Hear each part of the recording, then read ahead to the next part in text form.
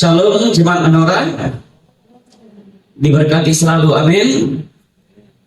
Haleluya.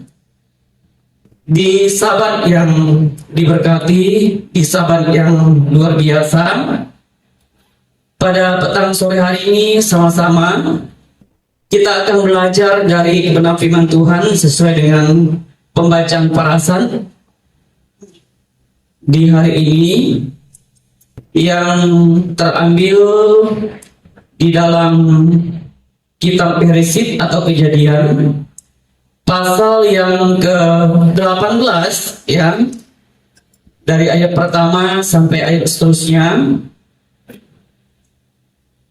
Namun kita akan membaca dari ayat yang pertama sampai dengan ayat yang ke-15.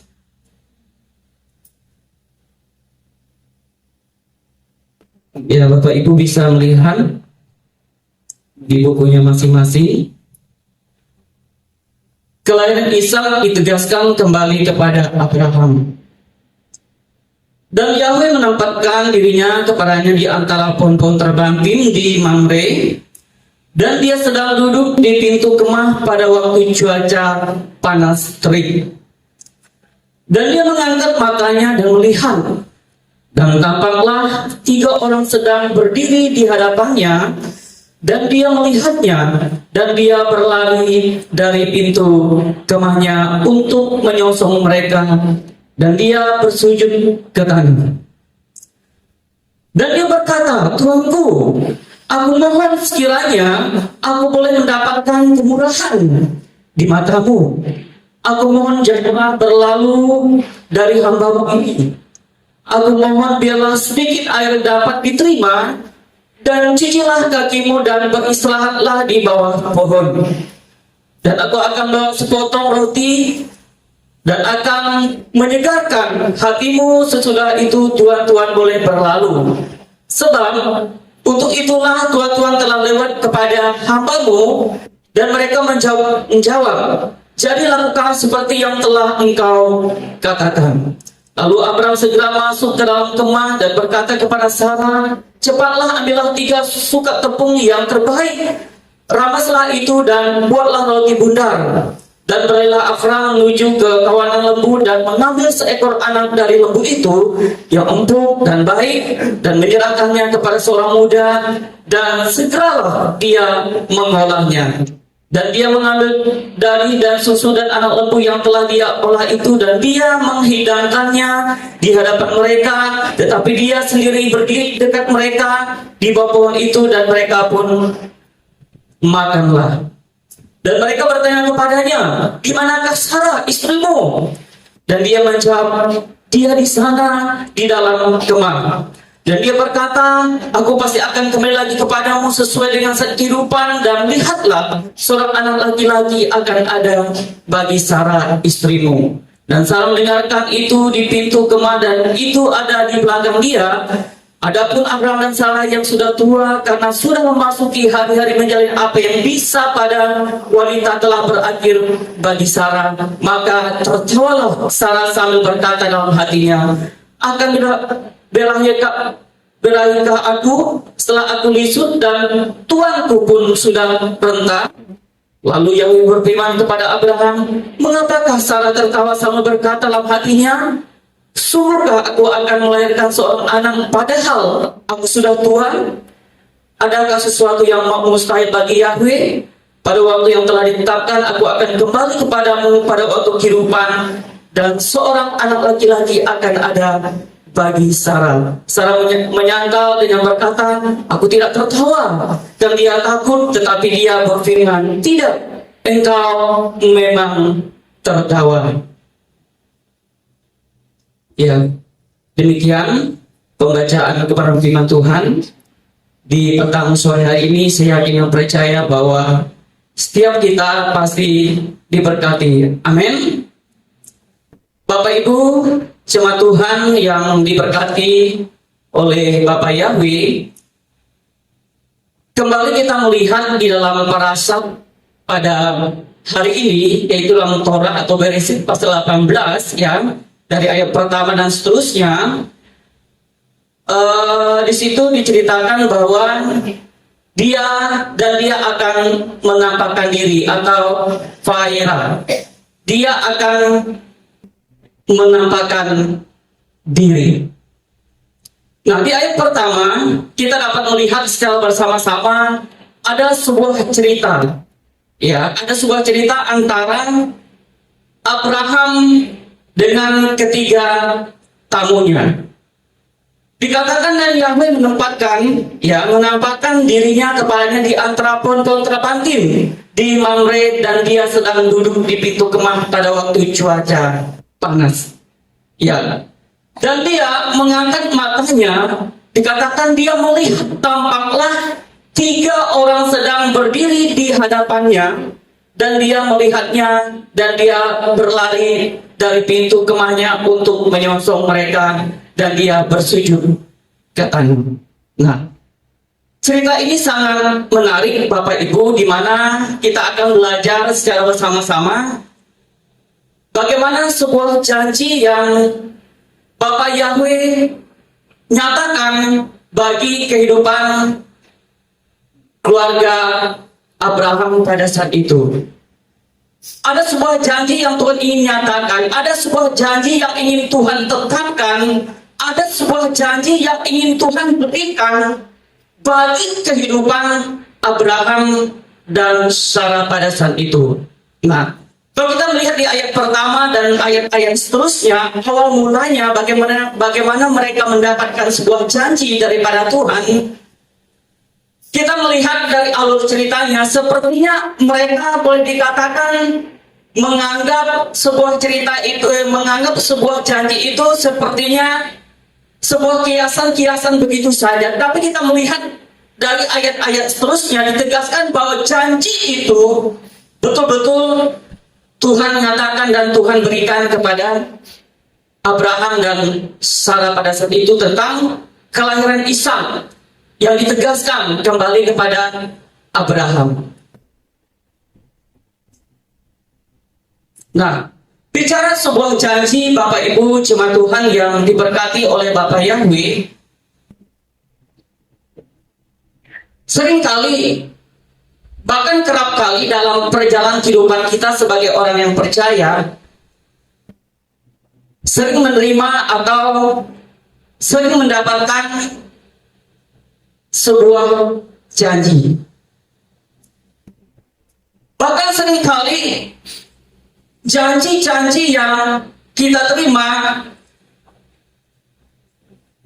ada yang tidak kita dapati sepenuhnya. Saya percaya bahwa di antara setiap kita, orang-orang yang ada pernah namanya menerima sebuah janji.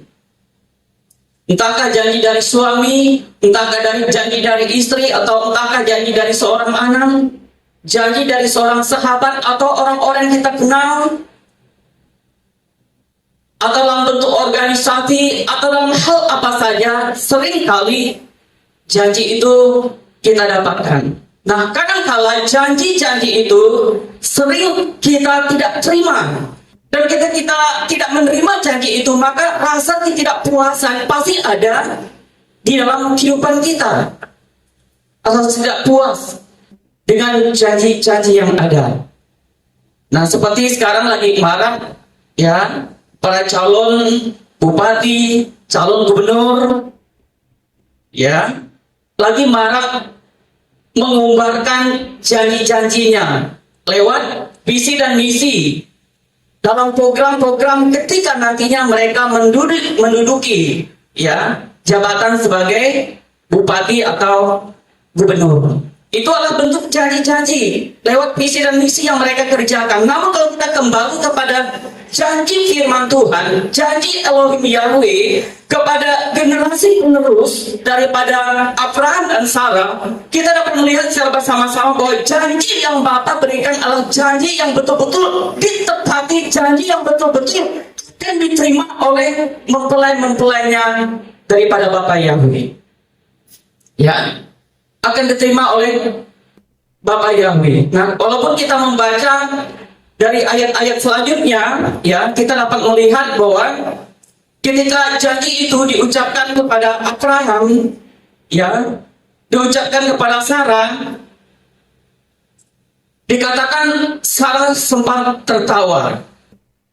Saya coba mencari beberapa literatur, ya, tafsiran, beberapa referensi tentang tertawanya Sarah. Ya, ternyata disimpulkan bahwa tertawanya Sarah itu bukan sebuah sesuatu yang mengejek. Ketika Tuhan menyampaikan bahwa Dia akan melahirkan seorang anak laki-laki, tetapi dikatakan bahwa ada rasanya sebuah kebahagiaan. Di satu sisi, kenapa dia tertawa? Karena dia menyadari bahwa kondisi hidupnya, kondisi usianya antara pasangan suami istri boleh dikatakan sudah tidak layak lagi untuk mendapatkan sebuah keturunan. Ya, seandainya kita menerima sebuah janji, sesuatu yang enggak mungkin bagi kita, sepertinya seperti bagaimana reaksi kehidupan kita. Tetapi yang dilakukan Sarah di sini bahwa dia, oh Tuhan, Engkau akan memberikan saya seorang anak. Dia tersenyum, dia tertawa. Artinya ada sebuah sukacita di masa usia yang sudah renta, di masa usia dikatakan sudah 90 tahun, Abraham sudah mencapai 100 tahun, tetapi Tuhan memberikan sebuah janji, ya, kepada Abraham, sebuah keturunan atau sebuah anak, yaitu Ishak. Nah, kalau kita pikir secara bersama-sama, Bapak Ibu, di usia yang sudah tua, yang dikatakan di ayat firman Tuhan di bawah ayat selanjutnya sudah dikatakan sudah mati pucung. Kalau menurut logika kita di hari ini, itu sudah tidak bisa lagi. Maaf, biasanya kalau kita ada masa berhentinya haid sudah sekian umur, itu ada semua. Ya, namun kita kembali kepada janji yang Tuhan berikan kepada keluarga Abraham. Oh, tiba saatnya nanti, ya, mereka akan melahirkan. Sarahnya akan mengandung mendapatkan seorang anak. Ini sebuah janji yang luar biasa. Yang Abraham yang Bapak Yesus sampaikan kepada Abraham pada saat itu. Nah, janji yang sangat luar biasa, dan kita dapat melihat bahwa janji itu adalah janji yang ditepati. Kenapa?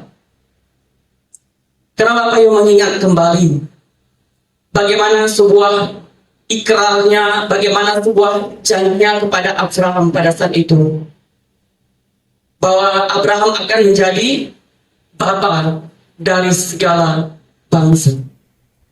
Anak cucunya dikatakan akan seperti bintang-bintang di langit, akan seperti pasir yang tidak pernah terhitung banyak jumlahnya. Dan janji itu digenapi oleh Abraham, janji itu digenapi melalui Sarah dalam usia sudah tua. Tuhan berjanji memberikan anak, dan selanjutnya janji itu diteruskan kepada anaknya Ishak. Saya ketika membaca, ya, kehidupan Ishak, saya sangat diberkati, Bapak Ibu.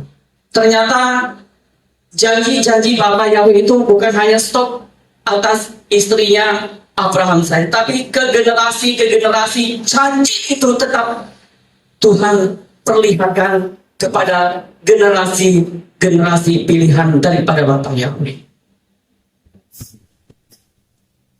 Bapak yang terus bekerja bagi setiap generasi pilihannya. Nah, kita kembali tentang kehidupan Sarai atau Hagar. Sarai, kedua istri Abraham. Nah, sebelum kelahiran Ishak, kita sedikit mundur ke belakang. Ketika Bapak Yahweh menjanjikan seorang anak bagi kehidupan Abraham, salah satu tindakan yang Sarah lakukan pada saat itu adalah memberikan siapa? Hagar. Ya.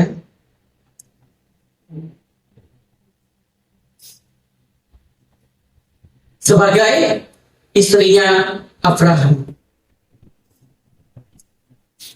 Kalau kita pikir Bapak Ibu, kita ambil garis lurusnya, sebenarnya satu tindakan yang Sarah ambil pada saat itu sudah tidak tepat. Ya, Sarah memberikan Hagar menjadi istrinya Abraham pada saat itu, sehingga lahirlah seorang anak yang bernama Ismail dari Hagar.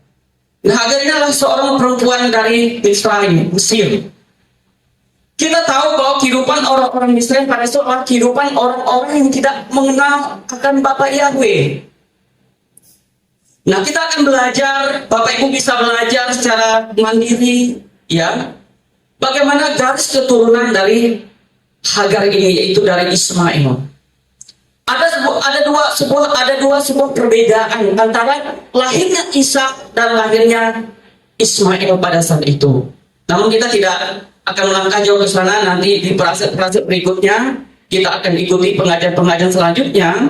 Nah, kita kembali bagaimana sebuah janji, ya, janji yang Tuhan nyatakan bagi kehidupan Sarah dan Abraham pada saat itu. Nah, janji itu Bapak Yahweh tepati di dalam kehidupan Abraham. Nah, di dalam budaya timur, ya, budaya timur tengah, ya, seorang wanita yang tidak dapat memberikan keturunan dikatakan, ya, dianggap sebagai sebuah aib, ya. Seorang yang tidak dapat memberikan keturunan, ya, dianggap sebagai sebuah aib. Itu budaya orang timur, ya. Wanita tersebut akan selalu dipersalahkan, dikatakan di dalam keluarganya. Seorang wanita yang tidak bisa memberikan keturunan akan selalu dipersalahkan, atau mungkin dalam tanda kutip selalu kesalahannya dicari-cari. Penyebabnya apa? Kamu nih begini. Sehingga kadang-kala kita dapat membuli dia dengan kata-kata dan lain sebagainya. Nah, budaya orang Timur Tengah seperti itu. Nah, akibatnya wanita itu akan, ya, menanggung penderitaan, dikatakan, ya, penderitaan batin, ya, tekanan dan lain sebagainya, merasa minder. Itu akan dia rasakan dalam pribadinya. Nah, oleh karena itu, ya, seorang istri yang mandul dikatakan diperbolehkan memberikan hamba perempuannya kepada suaminya untuk memperolehkan anak. Nah, hal itu sesuai dengan hukum yang berlaku di Babylon pada zaman Raja Hammurabi. Ya, namun perbuatan Sarah membawa dampak buruk baginya. Setelah hamil, Hagar memandang rendah akan nyonyanya itu. Nah, tadi Sarah memberikan Hagar kepada Abraham untuk menjadi suaminya. Setelah melahirkan Ismail, akhirnya Hagar memandang rendah Sarah. Kenapa dia memandang rendah?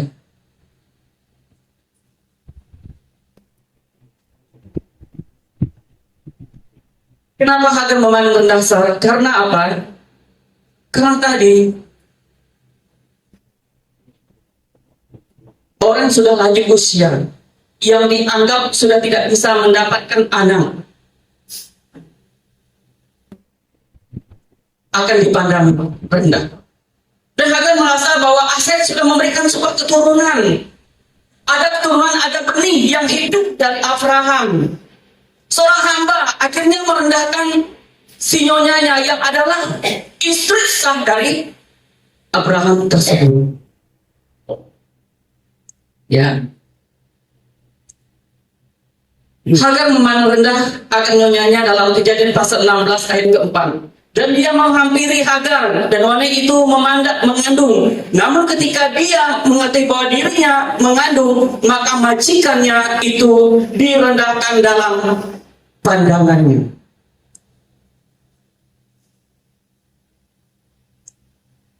Majikannya direndahkan dalam pandangannya.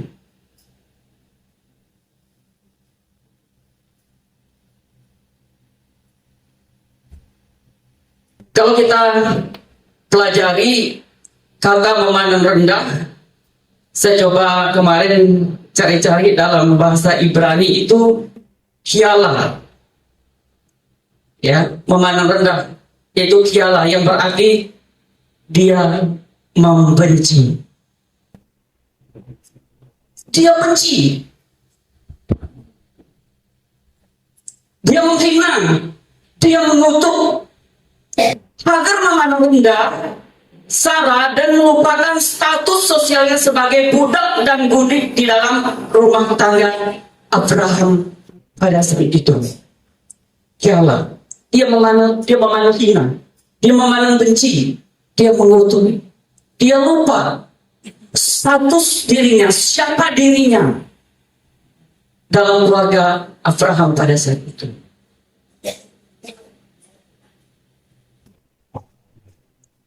Nah, kenapa Bapak Ibu? Karena hal itu diperbuat Hagar karena memiliki beberapa alasan.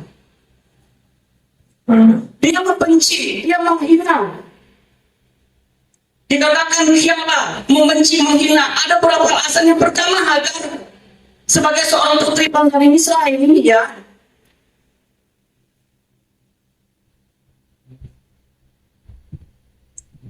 dia mengartikan dirinya sebagai wanita yang luar biasa, bukan wanita yang biasa-biasa. Kita tahu bahwa dalam kehidupan kerajaan Israel itu segala hal ya, pengetahuan dan kebijaksanaan itu bisa didapatkan di sana. Itu yang pertama. Sehingga dia merasa membanggakan diri, dia menyombongkan diri. Yang kedua,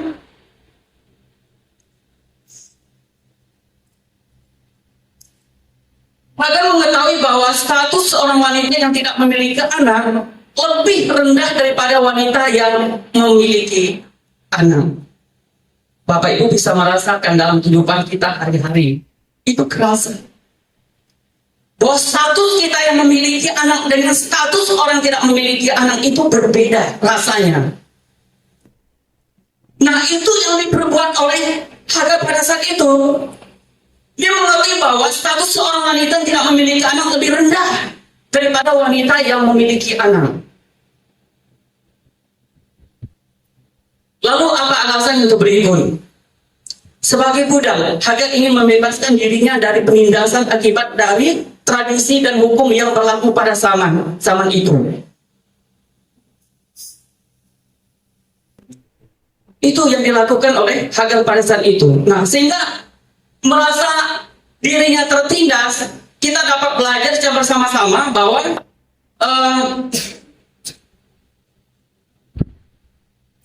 Hagar melakukan hal-hal yang boleh dikatakan cukup bagi kehidupan Sarah.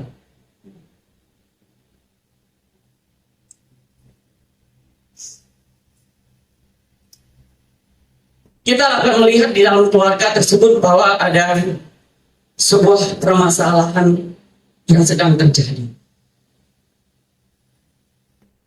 Nah, dalam permasalahan terjadi, itu tidak akan pernah mengurangi satu janji Bapa bagi keturunan Abraham lewat Sarah pada saat itu. Walaupun sempat terjadi konflik antara Sarah dan Hagar.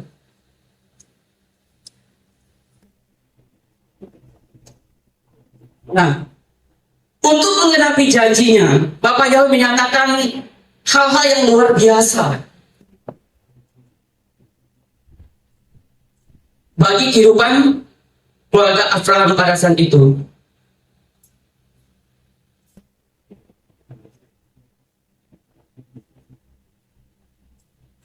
Sarah diberkati oleh Tuhan untuk apa?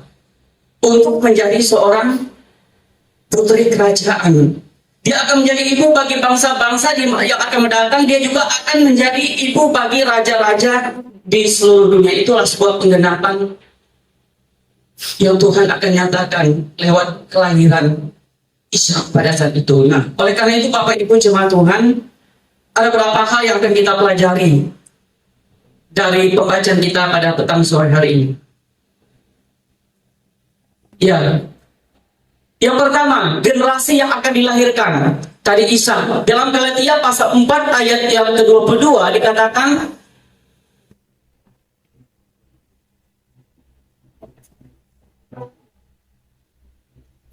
sebab ada tertulis bahwa Abraham memiliki dua orang anak laki-laki, yang seorang dari wanita hamba dan yang seorang dari wanita merdeka. Yang pertama Sarah, dikatakan Sarah seorang wanita merdeka. Nah, kenapa Sarah dikatakan sebagai seorang wanita merdeka? Ia adalah ibu pewaris daripada janji. Ada dua perbedaan. Lahirnya Ishak, dia dijanjikan oleh Elohim Yahweh sendiri. Ya, Sarah seorang wanita merdeka, ibu pewaris janji yang diberikan oleh Elohim, yaitu kepada Abraham sendiri. Anak yang dijanjikan pada usia yang sudah lanjut umur. Umur berapa Sarah mengandung? Ayo, muda-mudi. 80? Oh ya, 90? Ragu-ragu. Iya.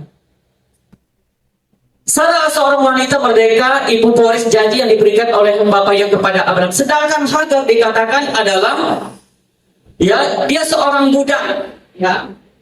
Dia seorang budak perempuan Misraim yang melahirkan menurut daging. Hal ini terjadi karena apa? Karena Sarah. Jadi karena Sarah tadi sudah diceritakan bahwa Sarah sendiri yang memberikan Hagar kepada Abraham untuk dinikahi supaya ada keturunan dari Hagar tersebut. Nah, jadi Hagar adalah seorang budak perempuan Israel yang melahirkan menurut daging. Nah, ini jelas sekali Bapak Ibu. Dari kedua hal ini dapat kita pelajari secara bersama-sama di dalam Galatia pasal yang ke-22 sampai dengan ayat yang kemudian dikatakan, sebab ada tertulis bahwa Abraham memiliki dua orang anak laki-laki, yang seorang dari wanita hamba dan yang seorang dari wanita merdeka.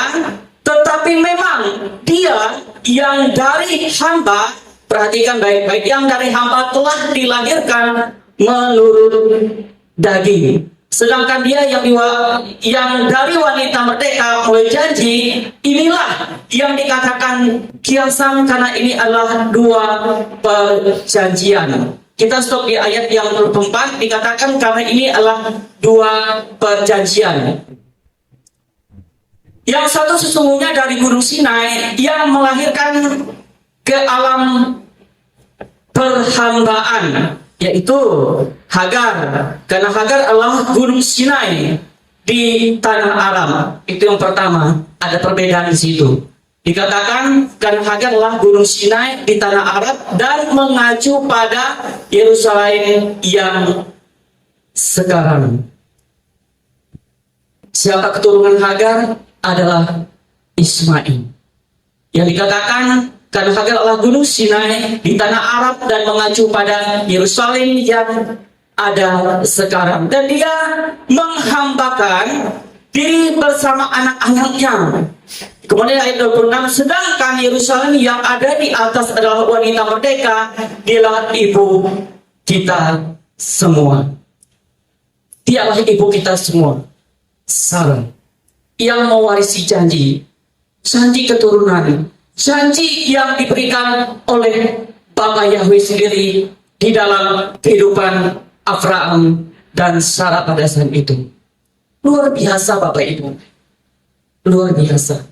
Nah, bicara janji Bapak Ibu, seringkali kadangkala kalau kita sudah tidak pernah menerima janji-janji itu, ada bentuk rasa kekecewaan dalam hidup kita. Ada bentuk penyesalan, ada bentuk ketidakpuasan diri yang sering kali kita rasakan di dalam kehidupan kita ketika kita tidak menerima janji itu.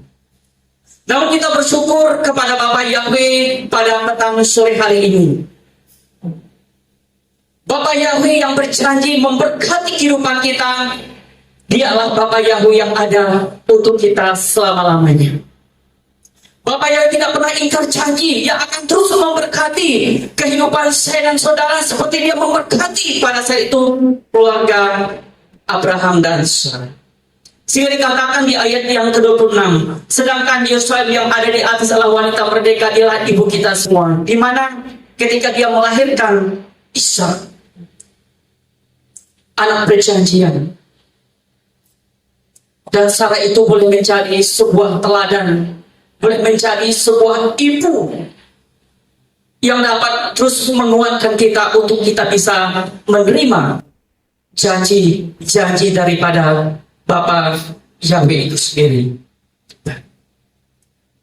Jadi hal yang akan kita pelajari secara bersama-sama, yang pertama, Tuhan dapat melakukan apa saja dalam kehidupan saya dan saudara. Amin. Bapak yang dapat melakukan apa saja dalam kehidupan saya dan saudara. Seperti di ayat yang pertama, ketika Bapak yang menampakkan diri kepada Abraham, ya, dia berjanji akan memberkati keturunan daripada Abraham dan Sarah. Nah, jadi Tuhan dapat melakukan apa saja. Dalam Kejadian pasal 18 ayat yang ke-14, adakah sesuatu yang mustahil bagi Yahweh pada waktu yang telah ditetapkan? Aku akan kembali kepadamu pada waktu kehidupan, dan seorang anak laki-laki akan ada bagi Sarah. Dalam pembacaan kita di ayat ke-14 jelas sekali diceritakan di sana. Dia akan kembali pada waktu yang sudah ditetapkan. Bapak akan kembali mencatatkan janjinya. Dikatakan kepadamu pada waktu kehidupan, dan seorang anak laki-laki akan ada bagi saya.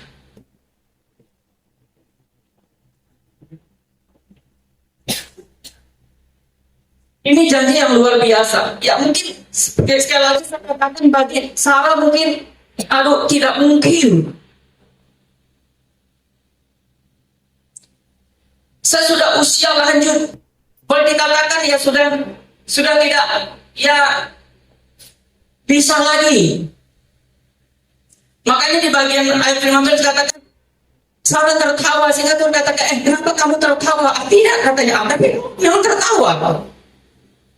Artinya bukan sesuatu yang lucu bagi Sarah, tidak. Tetapi dia menyadari, saya sudah tua, tapi kenapa saya bisa melahirkan? Dari sebuah janji yang Bapa berikan dalam kehidupan dia. Karena kita tahu bahwa Tuhan dapat melakukan apa saja dalam kehidupan saya dan saudara. Saya tidak tahu permulaan dari jemaat Tuhan. Mungkin ada yang bergumul masalah pekerjaan, ada yang bergumul masalah rumah tangga, mungkin masalah anak-anak dan lain sebagainya. Mungkin kita sudah menadahkan tangan kita dan kita sudah sering kali meminta kepada Bapak Yahweh, Tuhan saya meminta ini, Tuhan saya ingin meminta itu, cukupkan, berikan. Saya ingin memilikinya. Mungkin kita sudah berdoa, bergumul sekian waktu, sekian tahun, tapi sampai hari ini, ya, kita belum mendapatkannya. Kita kembali kepada janji Bapa kepada Sarah pada saat itu. Kalau di masa tuanya Bapak sanggup memberkati, maka dia juga sanggup memberkati kehidupan saya dan saudara hari ini. Amin. Tapi seringkali kita meragukan apa yang kita doakan. Kita meragukan apa yang sudah kita ucapkan sendiri di hadapan Bapa. Seringkali kita meragukan sehingga apa yang kita doakan, kita tidak memberi. Kita stop sampai di situ saja. Sebab kali hal itu terjadi dalam kehidupan kita. Dan kita terus memohon dan meminta belasan kasihan daripada Bapa itu. Kita yakin dan percaya bahwa Tuhan dapat melakukan apa saja yang terbaik dalam kehidupan saya dan saudara. Kalau di masa usia yang sudah memang mungkin dalam pandangan orang-orang pada saat itu sudah tidak mungkin lagi, tetapi Tuhan menyatakan mungkin bagi kehidupan Abraham dan Sarah. Kita perlu mengimani hal seperti itu terjadi dalam kehidupan saya dan saudara. Tuhan sanggup melakukan apa saja. Apa saja itu yang mungkin di luar pemikiran kita. Bapa sanggup melakukan apa saja bagi kehidupan saya dan saudara.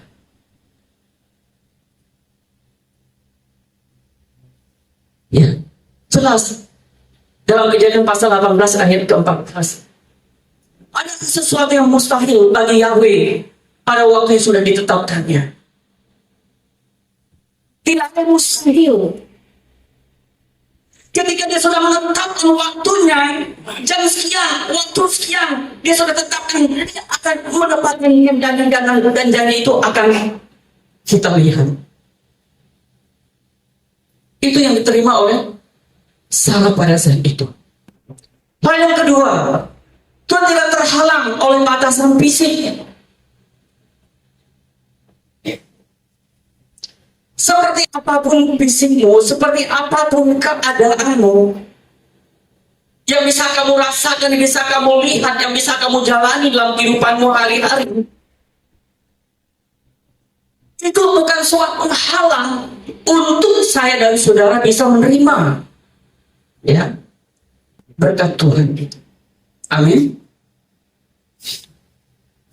Ya, mungkin orang di luar sana memiliki kriteria. Mungkin orang di luar sana memiliki nilai-nilai tersendiri.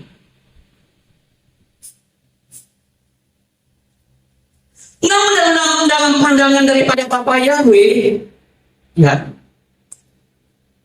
Bapak Yahweh katakan semuanya baik. Tapi manusia kita ini yang seringkali membuat kehidupan kita ini tidak baik.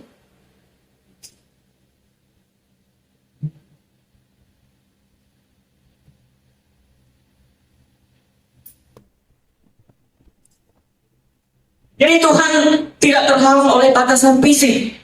Semua baik di hadapan Bapa. Nah, dalam Kejadian 17 ayat 17, dan Abraham bersujud dan tertawa.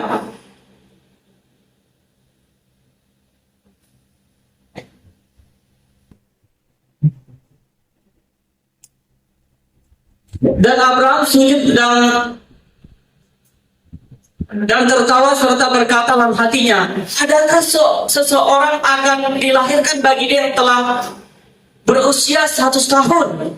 Dan apakah Sarah yang telah berusia 90 tahun itu akan melahirkan? Nah, artinya bahwa Tuhan itu tidak terhalang oleh batasan fisik. Dikatakan di situ Abraham sudah 100 tahun sementara Sarah sudah 90 tahun.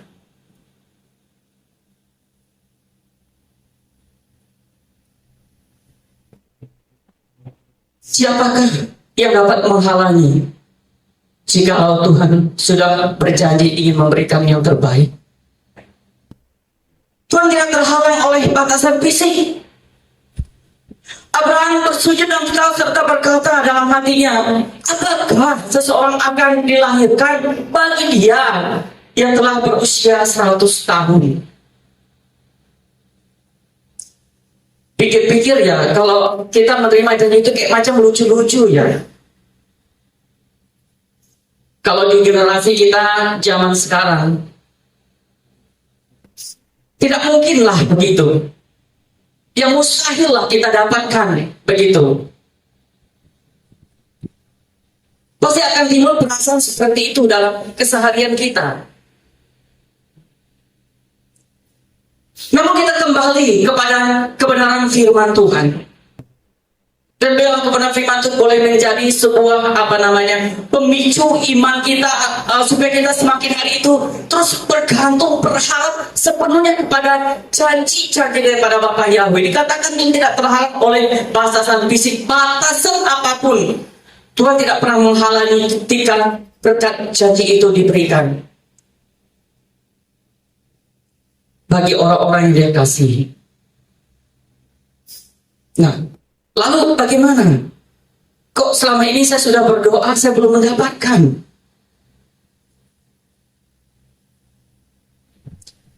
Saya sudah minta-minta dengan Engkau ya Bapak, tapi sampai hari ini saya belum mendapatkan. Coba kita lihat perjalanan doa-doa kita, salahnya di mana? Mari berbicara dalam hatinya masing-masing. Salahnya di mana? Dibilang kurang iman? Mungkin tidak. Ya mungkin grafik dari iman kita bisa naik turun. Di saat situasi yang mungkin lagi butuh sesuatu, yang iman kita menggebu-gebu, oh Tuhan, aduh dan sebagainya, kita dengan Tuhan. Tapi seringkali ketika kita senang, sering kita melupakan Bapa. Kita koreksi. Mengapa sampai hari ini kita belum menerima janji-janji Tuhan itu? Bukan masalah keturunan saja, pekerjaan, masa depan anak, atau sesuatu kita rindukan dalam hidup kita. Nah, hari ini firman Tuhan mengajar kepada kita bahwa ketika Tuhan berjanji kepada keluarganya Abraham, keluarganya Sarah, artinya dalam usia yang sudah cukup tua, dikatakan mereka menerima janji daripada Bapa Yahweh. Mereka menerima, tidak ada sesuatu yang mustahil bagi Bapa Yahweh untuk bisa dia lakukan di dalam kehidupan saya dan saudara. Lalu yang ketiga, karena iman, Sarah juga menerima kekuatan pembenihan. Bapak Ibu, ini logika pemikiran kita saja. Di usia yang sudah cukup tua, sudah keriput-keriput. Saya sudah 43 usia, sudah mulai keriput-keriput, mata sudah mulai kabur. Kemarin kebetulan ada pemeriksaan mata di sekolah, karena memang selama ini saya bergumul, baca setengah mati. Ya, baru 43 usia, ini Sarah sudah 90-an, Abraham sudah 100 tahun. Mereka dikawin seorang anak. Kita yang baru usia-usia segini saja sudah kewalahan. Sudah min 175, saya pikir aduh, sudah setengah mati memang baca, huruf sudah bersambung. Nah, seusia begitu saja Bapak Ibu kita sudah setengah mati. Ini usia dikatakan sudah 90, sudah 100 tahun. Di sini kita dapat belajar karena iman dikatakan Sarah juga menerima kekuatan. Ada kekuatan dapat dia terima melalui pembenihan. Usia yang sudah tua, dia dikuatkan, ada kekuatan, ada power dari kuasa Roh Kudus yang Tuhan berikan, sehingga kekuatan pembenihan yaitu Ishak dapat dia kandung. Ini hal yang sangat luar biasa. Kita yang hanya umur sekian saja sudah setengah mati, tapi kita belajar dari kehidupan Sarah. Hanya karena iman. Karena iman Sarah juga menerima kekuatan pemberian, pembenihan. Dalam Ibrani pasal 11 ayat 11 sampai 12 dikatakan di sana. Dengan iman juga, ya, Sarah sendiri telah menerima kekuatan sebagai dasar pembenihan. Dan dia telah melahirkan di saat usia lanjutnya karena dia menganggap dia yang berjanji itu setia. Dia menganggap Bapa Yahweh yang berjanji adalah setia. Dan kesetiaan daripada janji Bapa Yahweh tidak pernah dia ingkari. Makanya di dalam Kejadian pasal 18 ayat 14 dikatakan bahwa pada waktu telah ditetapkan, dikatakan Bapa Yahweh akan kembali kepadamu pada waktu kehidupan. Nah, dalam Ibrani pasal 11 ayat yang ke-12, Sarah sendiri telah menerima kekuatan sebagai dasar pembenihan, dan dia dikatakan telah melahirkan di saat usia lanjutnya karena dia menganggap dia yang berjanji itu setia. Karena itu pula dari satu orang, dan orang inilah yang telah dinyatakan mati pucuk. Ya, sudah dikatakan mati pucuk. Bukan daun ubi yang kita patah mati pucuk, bukan demikian Bapak Ibu ya. Kita patah pucuk mati, nanti lunas lagi tidak. Mati pucuk seperti istilah mati, pucuk mati tepat.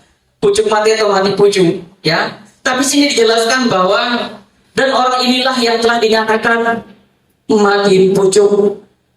Mereka yang sama seperti bintang-bintang di langit dalam jumlahnya dan seperti pasir di tepi pantai laut yang tidak terhitung telah dilahirkan. Dalam Galatia 4, Rabi Paul juga menyebut Sarah sebagai perempuan merdeka. Luar biasa. Sudah mati pucuk, tetapi dapat anugerah oleh Bapa Yahweh lewat kelahiran Ishak pada saat itu. Itulah penggenapan janji yang Bapa berikan bagi keluarga Abraham. Lanjut Pak. Nah, lalu hal yang dapat kita pelajari, malah kita hidup dalam janji-janjinya sehingga kita dapat menikmati berkat-berkat daripada Bapa Yahweh. Mari jemaat Manora, kita semua hidup di dalam janji-janjinya Bapa Yahweh. Amin.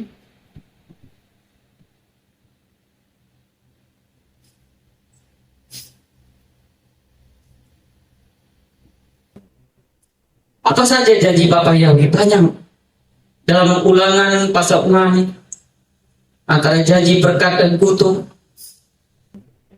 banyak janji-janji berkat yang Bapa berikan dalam kehidupan kita. Mari kita hidup dalam janji-janjinya sehingga kita dapat menikmati berkat-berkat daripada Bapa Yahweh. Nah, apa janji daripada Bapa Yahweh dalam Roma pasal 14 ayat 13? Sebab berjanji kepada Abraham atau kepada keturunannya untuk menjadi pewaris dunia, bukankah melalui Taurat, melainkan melalui kebenaran iman. Melalui kebenaran iman. Sarah mengimani ketika Tuhan berjanji Tuhan yang akan memberikan seorang anak yaitu Isa sebagai ahli waris nantinya, yang dikatakan seperti bintang-bintang tadi, seperti pasir laut yang akan terus menjadi keturunan bagi orang-orang yang Bapa yang kasihi. Ya, hanya oleh karena iman, sebab hal ini berasal dari iman, yaitu berdasarkan anugerah supaya janji itu menjadi teguh bagi semua keturunan. Bukan hanya bagi dia yang dari Torah, tetapi juga bagi dia yang dari iman, Abraham yang adalah leluhur bagi kita semua. Bahkan kita Roma 4:21 jelas di sana, dan dengan keyakinan sepenuhnya bahwa apa yang telah dia janjikan, dia juga sanggup melaksanakannya.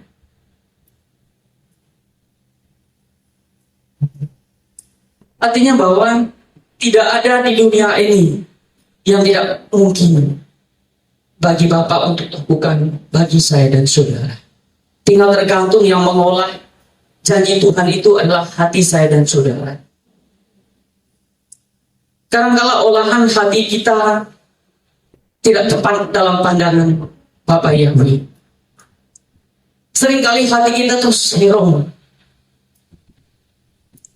Seringkali hati kita penuh dengan kesombongan dan kemunafikan.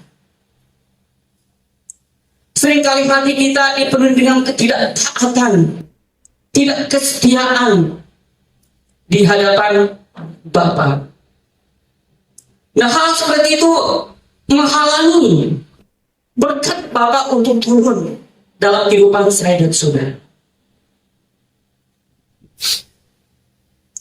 Perbuatan kita, sikap kita membuat berkat Tuhan mengalir dalam keluarga dan pekerjaan kita. Itu seringkali terjadi. Nah, jika hari ini kita belum mendapatkan janji itu, jika hari ini kita belum mendapatkan berkat-berkat itu, kita kembali kepada imannya Sarah pada saat itu. Kita kembali bagaimana dia mengimani janji daripada Bapa, sehingga dalam masa usia yang dikatakan sudah mati pucuk, mereka dapat dianugerahi seorang anak itu bisa.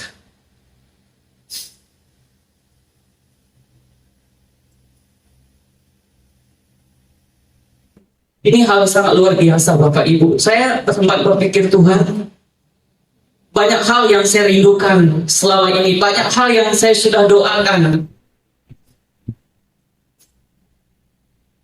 Ada berapa yang sudah Tuhan jawab, ada yang belum sampai hari Tuhan Engkau belum jawab. Saya mengoreksi hidup saya mengoreksi pribadi saya mengoreksi hubungan saya dengan istri saya, dengan anak saya koreksi. Apakah ada yang salah? Jika salah, perlu dibereskan supaya berkat itu tidak terhalang. Mungkin dalam pekerjaan Anda tidak beres, bereskan itu. Banyak hal penghalang-penghalang berkat dan janji itu dapat kita terima dalam hidup kita.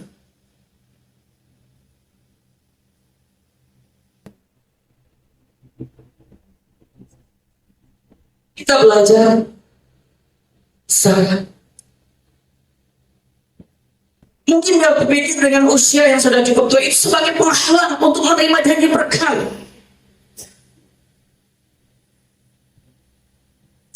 Sehingga dikatakan yang memberikan seorang budak Hagar untuk dihampiri oleh Abraham sehingga melahirkan Ismail.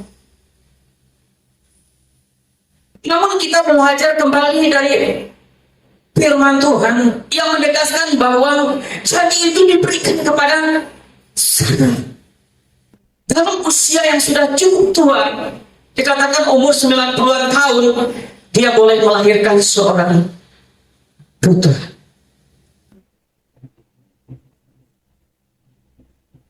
Ini luar biasa Bapak Ibu, luar biasa.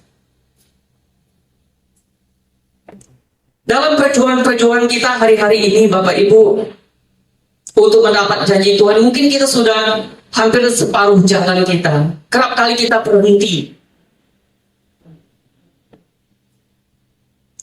Sama halnya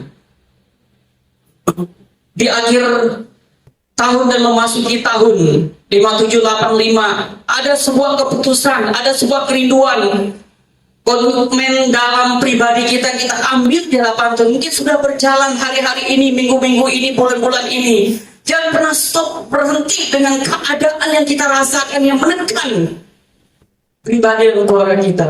Terus kita jalan berharap memohon pimpinan penyertaan daripada Tuhan. Saya yakin Tuhan akan menolong kita, amin. Sebab dia bukan pribadi yang suka berdusta.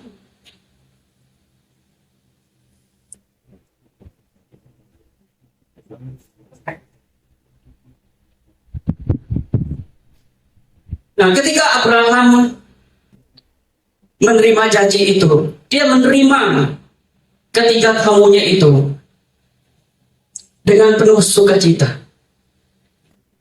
Apa yang dia siapkan? Makanan yang terbaik. Dia berikan.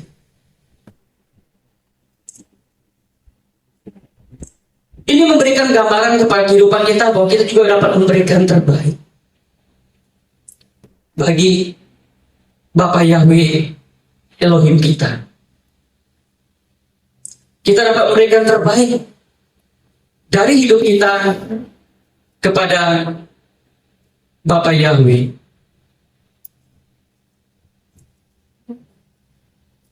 Jadi Tuhan dapat melakukan apa saja. Tuhan tidak terhalang oleh batasan fisik. Dia bekerja dengan teratur bagi kehidupan saya dan saudara. Tinggal kembali kepada hati kita, iman kita untuk menerima janji-janji itu. Supaya janji itu terus tergenapi dalam kehidupan kita, mari kita berserah penuh di hadapan Tuhan. Seperti kisah seorang perempuan yang meminyaki kaki Tuhan Yesus.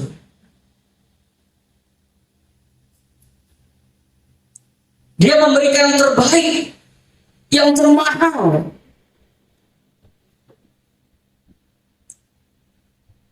Dia bersimpuh, berserah.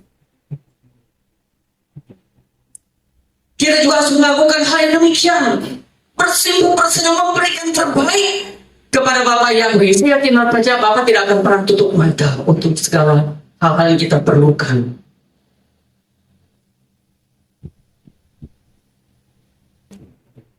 Bapak yang akan memberikan atau menyatakan yang terbaik. Secara dogmatis, secara tegas dia menyatakan, aku akan memberikan yang terbaik pada waktu yang sudah aku tentukan. Dalam Kejadian 18 ayat 14. Waktunya tiba dia akan menyatakan hal itu. Dan itu dipegang dan diimani oleh Sarah. Dan pada akhirnya Sarah mendapatkan seorang anak, Ishak.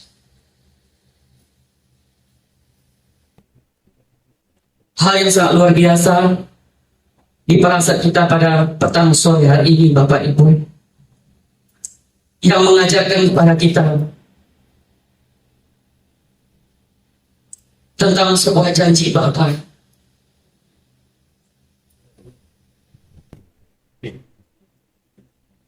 yang mengajarkan kepada kita tentang janji yang tidak pernah dia ingkari, yang mengajarkan kepada kita bahwa keputusan sudah Bapak ambil akan dikerjakan dalam kehidupan saya dan saudara. Tinggal kembali kepada pribadi kita, sejauh mana kita mengasihi Bapa, sejauh mana kita meresponi janji-janji Bapa itu dalam kehidupan saya dan saudara.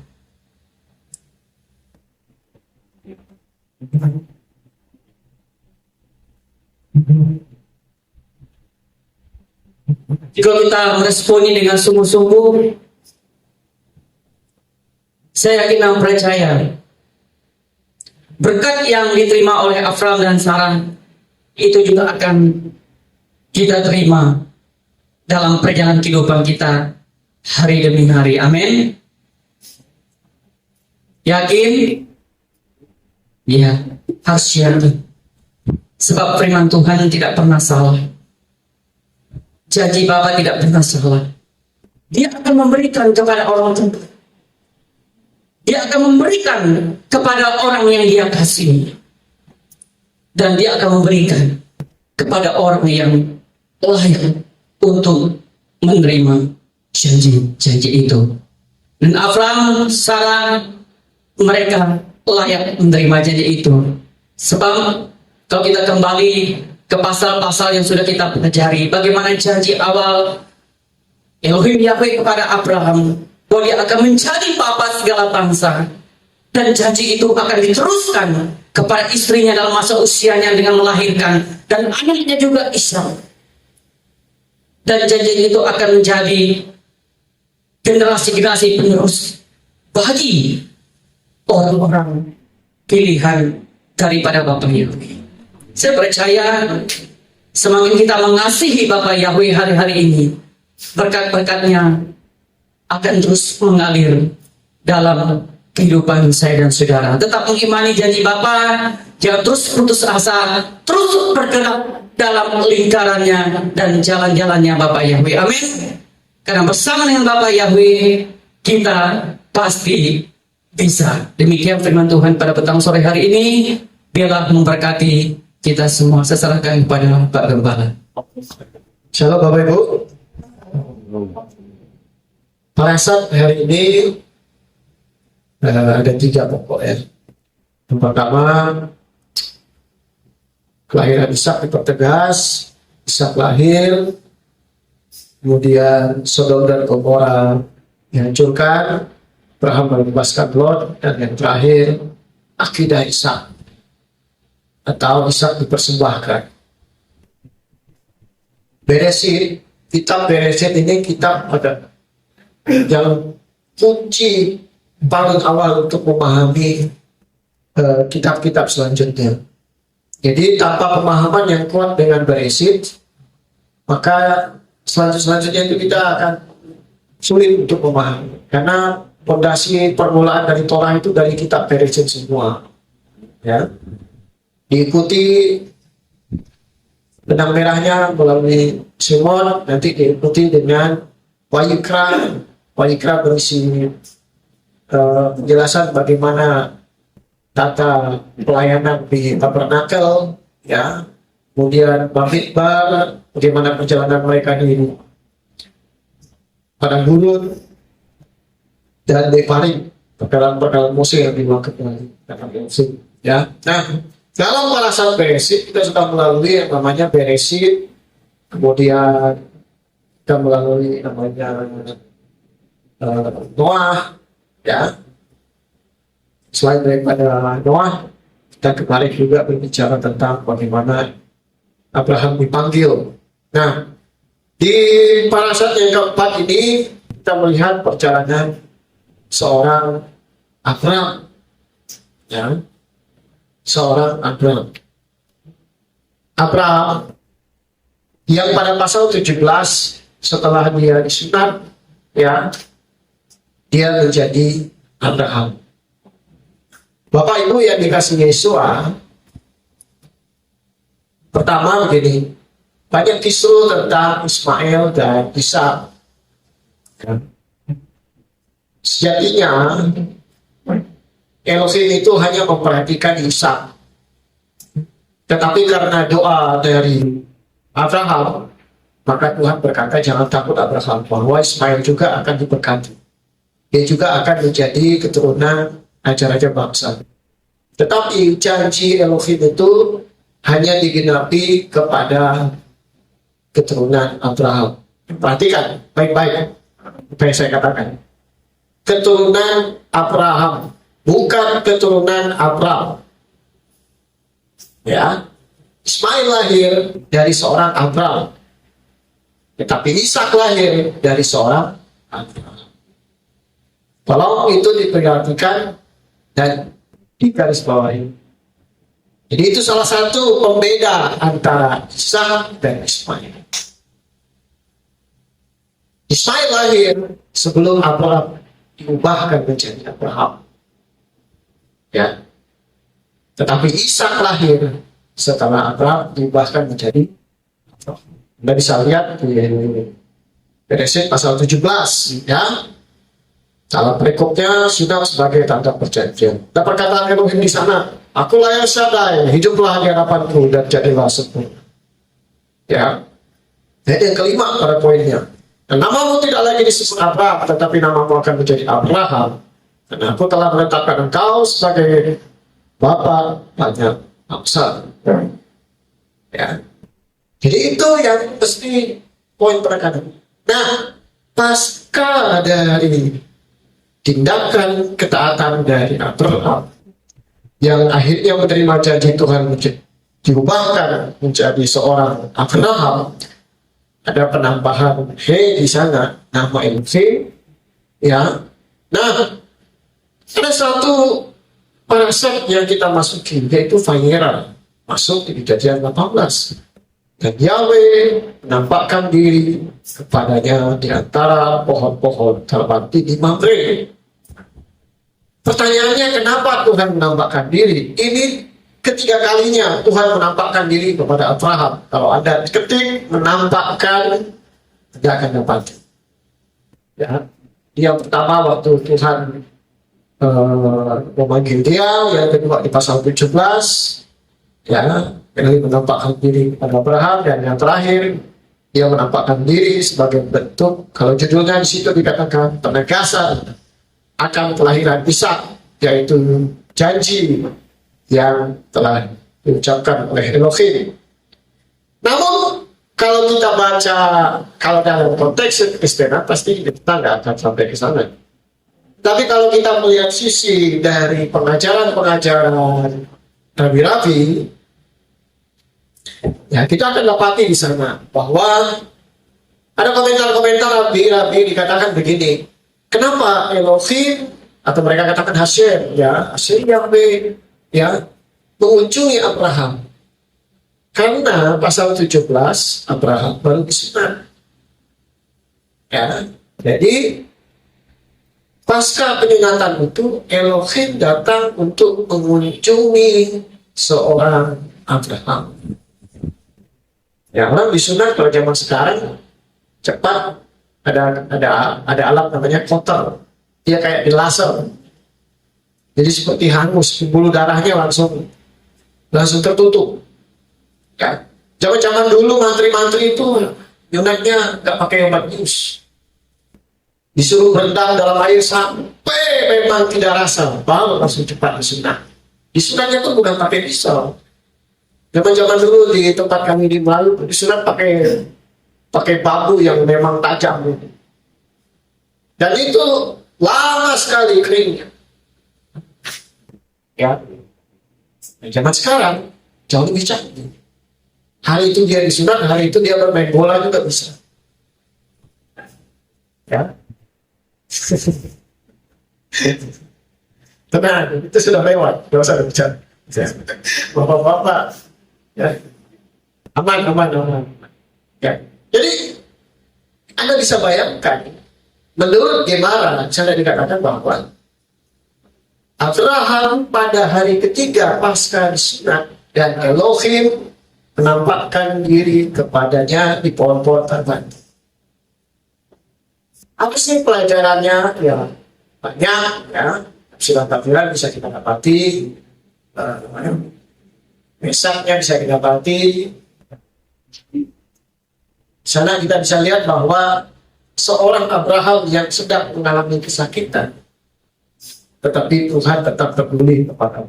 Artinya gini Bapak Ibu, gak semua orang yang taat firman Tuhan itu hidupnya lurus-lurus, maksudnya enak-enak. Gak, melakukan firman Tuhan itu tidak segampang itu. Apalagi sesuatu yang sedikit menyakitkan seperti yang dilakukan oleh Abraham. Ya. Dan oleh karena perintah itu ya nggak sesederhana itu, apalagi pada zaman itu. Nah, menariknya bahwa kita dapati bahwa Elohim itu peduli dengan mereka yang taat. Sadrak, Mesak, Abednego taat pada firman Tuhan, Tuhan tidak tinggalkan mereka. Bahkan raja itu melihat kayaknya ada satu orang itu. Saya lihat ada 4 orang di situ. Bukankah yang masuk itu 3 orang? Kalau demikian, Daniel di gua Sinai ditemani Tuhan melalui malaikat menutup mulut Sinai. Jadi orang yang taat kepada Tuhan itu tidak sendiri mereka. Bahkan Rabi Saul yang sedang dalam penjara karena ketaatannya, tetapi dia tidak mau dikurung oleh kepenjaraan itu, dia memuji Tuhan bersama temannya. Dan yang terjadi, rantainya lepas karena terjadi gempa. Malah mereka nggak melarikan diri, malah itu jadi kesaksian. Penjaga penjara itu malah jadi mengakui ketakutan dan akhirnya menang. Ya. Nah, kita bisa dapati banyak peristiwa-peristiwa lain bahwa Tuhan tidak pernah meninggalkan orang yang taat dan setia kepadanya. Sekalipun, ini yang penting, motivasinya adalah kita melakukan perintah Tuhan karena kepentingan perintah Tuhan itu sendiri. Perhatikan, kita melakukan, kita taat, kita setia kepada perintah Elohim karena kepentingan dari firman itu sendiri, karena kepentingan dafar, karena kepentingan Torah, karena kepentingan untuk perintah itu sendiri. Banyak orang nggak mengalami kebenaran firman Tuhan karena mereka melakukan sesuatu bukan untuk kepentingan firman Tuhan, tetapi mereka untuk melakukan sesuatu yang lain. Sehingga zaman sekarang, ya kita harus akui, kekristenan itu banyak bias. Saya nonton sebuah video, ada sebuah gereja, ya, di gunung, ya. Dan terlihat seorang pendeta bilang lagi mau bicara, tiba-tiba ada datang seseorang, lalu waktu bicara begitu, wah terjadi penjahit, akhirnya mau baku pukul, bukan mau pukul, memang sudah baku pukul, tapi tidak kena diri. Anda bisa bayangkan itu terjadi di wilayah pelayanan. Ada pendeta mensolongi, ada yang korup, ya, dan sebagainya. Ya. Sehingga hal itu sudah menjadi Itulah kenapa orang dunia mengatakan dalam firman-Nya, pada hari-hari terakhir akan tampil pengejek, mereka akan berkata, di manakah janji yang dibilang? Katanya dia mau datang. Dia datang kan? Nggak mungkin dia datang untuk kalian yang model-model begini. Yang sibuk dengan organisasi, sibuk dengan pilih ketua sinode, baku injak, baku lempar kursi, sibuk hanya untuk cari jabatan dalam gereja, bukan sibuk untuk kepentingan Tuhan. Kenapa? Karena orang melayani Tuhan bukan untuk kepentingan Tuhan, tapi untuk kepentingan dirinya. Kalau orang yang sungguh-sungguh melayani Tuhan, dia melakukan perintah Tuhan, dia menguduskan hari Sabat, bukan karena ya saya nggak enak dengan kepala, bukan. Kita melakukan itu karena untuk kepentingan Tuhan itu sendiri. Karena dia yang memerintahkan, seperti Rasul Petrus katakan, dia katakan karena engkau yang memerintahkan, maka aku lakukan. Karena Tuhan kita melakukan apa yang Tuhan mau. Ya, itu bedanya bagi kita yang setia dalam ngasih Tuhan. Nah, di sini kita bisa lihat bahwa Elohim mengunjungi model Gemara dan komentar para nabi dikatakan pada saat hari ketiga pasca dari seorang Abraham yang sudah disunat, ya dalam rasa sakitnya, tapi dia masih tetap melayani Elohim. Bayangkan itu Bapak. Bahkan saya baca komentar dalam sebuah bahasa Inggris, baca komentar yang dikatakan bahwa sesuai dengan Kejadian pasal 18 bisa tak dikatakan bahwa cuaca panas terik, ya cuaca panas terik Bapak Ibu, lagi sedang duduk di pintu-pintu kemah, lagi nahan sakit, sedang panasnya ditampung. Ya hari ini matahari betul menyala Bapak Ibu, ya panas ditampung. Anda bisa bayangkan pada saat itu, hari ini ada masuk dalam kamar, ada kipas, ada AC dan segala macam. Ya. Tapi dikatakan di tengah-tengah rasa sakitnya, di tengah-tengah cuaca yang memang panas terik, bukan panas kalau Anda baca di situ panas terik. Kalau baca ILT, ya. Kalau bahasa Papua panas gunung memang. Ya.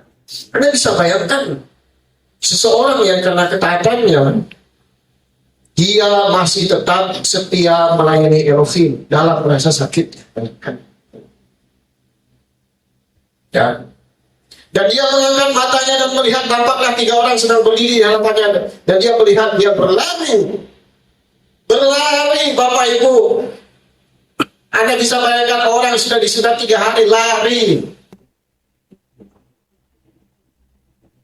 Ya, disunat ini bukan anak kecil yang keping-keping pembuluh darahnya. Kenapa disunat harus 8 hari? Selain pernah perintah Torah secara kesehatan, pada waktu bayi berumur 8 hari, keping-keping pembuluh darahnya itu dalam posisi tinggi-tingginya. Ketika disayat, dipotong, dia cepat itu berhenti dalam darahnya.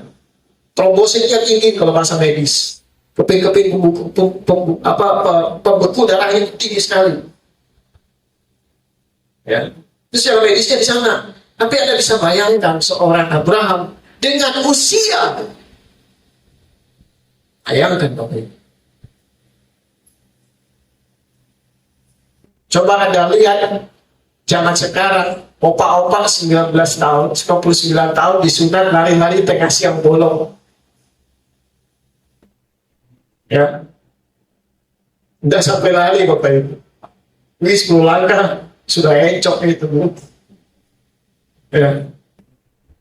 Tapi yang terjadi Bapak Ibu begini, poinnya adalah yang pertama kita coba bahwa rasa ingin menyenangkan Tuhan jauh lebih tinggi daripada rasa sakit karena kita menyenangkan Tuhan. Itu yang paling penting. Ya. Karena kepentingan Tuhan tidak pernah membatasinya, walaupun ini 3 hari pasca disunat. Dan kita tahu bahwa itu betul adalah karakter Abraham. Ada orang berkata, dia orang baik Pak. Ya. Ada banyak berkata, pejabat baik, bupati baik, wali kota baik, gubernur baik. Saya katakan kalau saya jadi gubernur juga saya baik lah. Lalu dia juga pakai uang negara juga. Ya.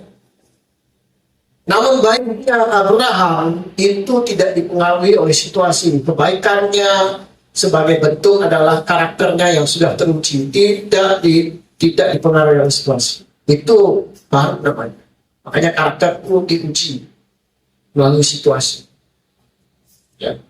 Nah kita lihat di sana bahwa Elohim mengunjungi Abraham, Bapak Ibu yang dikasih Yesua. Ya.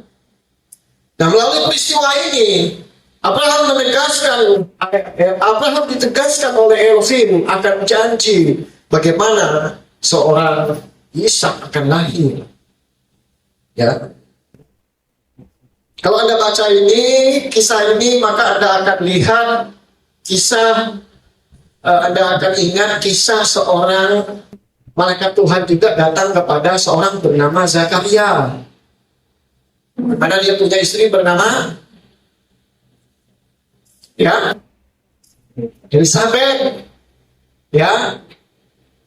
Jangan takut Zakaria. Nah istrimu akan mengandung dan melahirkan. Bahkan anaknya dinubuatkan menjadi pembuka jalan bagi Mesias yang akan melakukan pelayanan di engkau. Ya. Bahkan pada waktu kandungannya Elizabeth dekat Maria, bayinya berbujung. Jadi secara alam sebelum dia lahir mungkin sudah ras. Ada Mesias yang dinubuatkan. Ya. Nah, kita pun belajar Bapak Ibu yang dikasih Yesua. Maria pun selain daripada Elizabeth, Maria pun hal yang sama. Ya, coba kita lihat. Ya.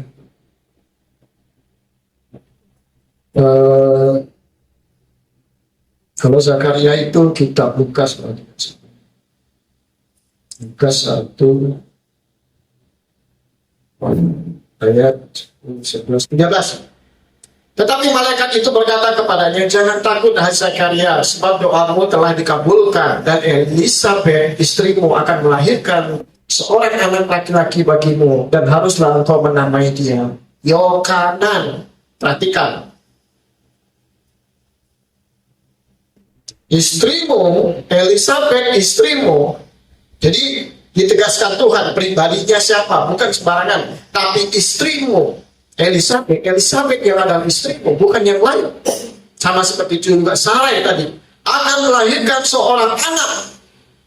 Dia memang anak, tapi ini bukan putri, tetapi dikatakan laki-laki, yaitu putra bagimu. Dan haruslah engkau menamai dia Yohanan, namanya pun langsung dari Samain. Ya, kalau Anda baca juga di dalam kitab Lukas juga ayat yang 20.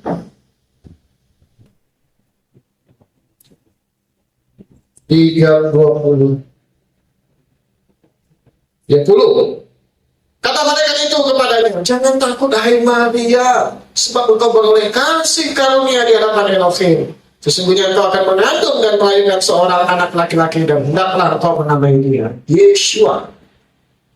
Peristiwa yang sama terhadap Ishak, peristiwa yang sama juga terhadap Yeshua dari kelahirannya.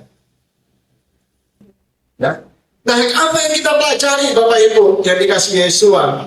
Bahwa kita bisa lihat bahwa hari-hari ini dalam pembelajaran Torah, bahwa satu tanggung jawab orang percaya adalah salah satunya menanti kedatangan Yeshua, menjemput, mempelai umat keturunannya. Dikatakan domba. Orang-orang percaya, ya. Tetapi ada yang berkata, di manakah janji itu? Petrus katakan pada hari-hari terakhir akan muncul pengecek-pengecek yang akan berkata, mana? Ya. Di manakah dia yang berjanji? Di manakah kedatangannya? Bahkan dikatakan kurang lebih 25 tahun sejak daripada Elohim berfirman kepada Abraham sampai akhirnya dia menerima janji itu. Lalu pertanyaannya, kenapa pasal 18 diberi judul Elohim, kelahiran Ishak dipertegas Elohim, atau dengan kata lain Elohim datang mengunjungi Abraham untuk mempertegas kedatangan Ishak. Lalu apa hubungannya dengan surat Kepa tadi dikatakan? Pada hari-hari terakhir akan tampil pengecek. Kenapa itu ditulis sebagai bentuk pengingat bagi kita? Kenapa Bapak Ibu? Ada firman berkata begini, pada saat dia datang, adakah iman ibu? Kenapa? Manusia sejatinya yang sudah jatuh dalam dosa, bahkan imannya pun bisa hilang karena situasi. Bahayanya, kalau bagi saya itu, titik risiko orang percaya adalah kehilangan percayanya kepada janji Tuhan, apalagi diprovokasi oleh orang-orang luar. Makanya Rasul Petrus, ya, Kepa berkata, pada hari-hari terakhir akan tampil pengejek. Ingat, saya sudah mengatakannya, kata Kepa. Dan di manakah janji itu? Coba kita lihat 2 Petrus.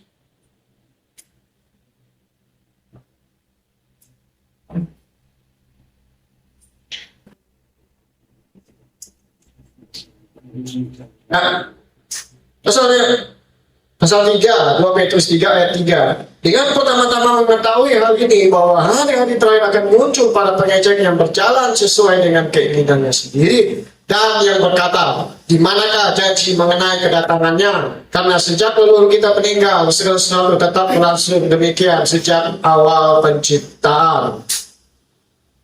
Itulah yang terjadi sama.